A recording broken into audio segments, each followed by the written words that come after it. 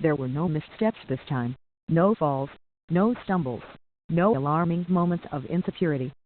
Farah of Britain, who had tripped on the Olympic track twice in the past week, won the 5,000 on Saturday night with a sure-footed show of confidence, stunning and blistering late speed.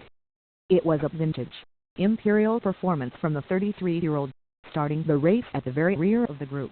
He picked off his competitors, one by one, over the course of 12 1/2 laps and surged across the finish line, well clear of the pack, in 13 minutes 3.30 seconds. The win put him in impressive company. He became the first man in 40 years to win gold medals in the 5,000 and 10,000 meter races in two separate Olympic Games. Behind him on the track, though, there was considerable confusion. Paul of the United States crossed the finish line second and walked well into his flag-carrying celebration when he was told, on live TV, that he had been disqualified. Bernard 41, who crossed the finish line fourth, moved up to bronze. But that didn't stand for long. Later Saturday night, upon even further review, Farah was reinstated. He won silver and DQ'd of Ethiopia took the bronze, knocking Lagat back down to fourth. Track and field officials did not provide an immediate explanation for the disqualification for the reinstatement. Farah, who won gold in the 5,000 and 10,000 at the 2012 Games in London, had performed as well as expected in Rio de Janeiro heading into Saturday night, but he had to endure some nervous moments in his earlier races.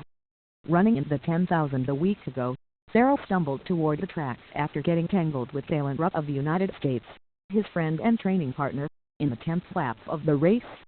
Nevertheless, he finished in 27 minutes 5.17 seconds to win the third gold medal of his career.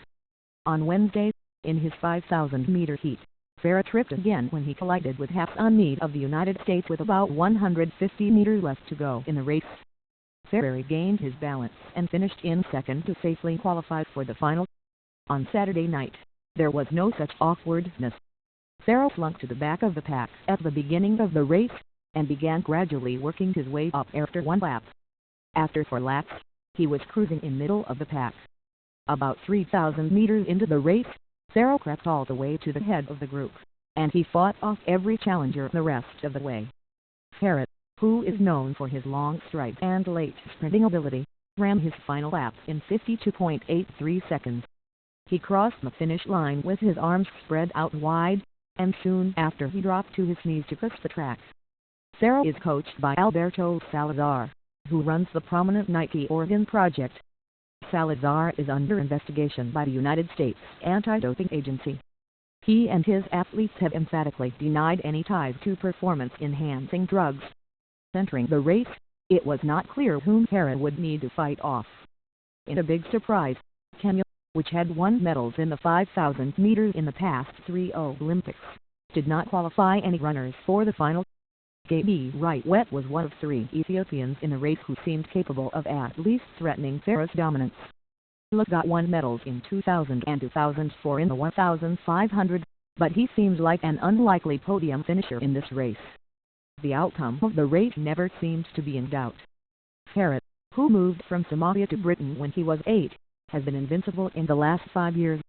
He lost only one 5,000-meter race since 2011, when he moved to Oregon to work with coach Alberto Salazar, the 2013 Prefontaine Classic in Eugene, which he ran while battling a stomach virus.